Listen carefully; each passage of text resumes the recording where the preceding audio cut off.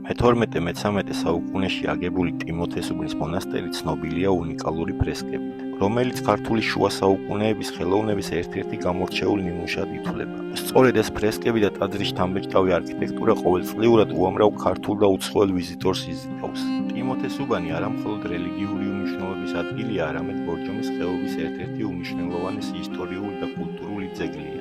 აქ სტუმრებს შეუძლიათ იმოგზაურონ შუა საუკუნეების საქართველოში, გაეცნონ ქვეყნის მდიდარ ისტორიას და კულტურულ მემკვიდრეობას, ხოლო ამავდროულად დათქმენ ბორჯომის ულამაზესი ხედებით. სწორედ ამიტომ ტიმოთესუბანი რჩება დღემდე ადგილად, რომელიც აერთიანებს რწმენას, ისტორიას, კულტურასა და ტურიზმს. თუ ბორჯომში მოხვდებით ტიმოთესუბნის მონასტრის მონახულება, აუცილებლად უნდა შეიტანოთ თქვენ სამოგზაურო გეგმებში. ბორჯომის ხეობაში კიდევ ბევრი საინტერესო და გამორჩეული ადგილია. ვეცდები შემდეგ ვიდეოებში მოგიყვეთ მათ შესახებ და ერთად აღმოაჩინოთ ამ ულამაზესი კუთხის ისტორია, ბუნება და ღირსშესანიშნაობა.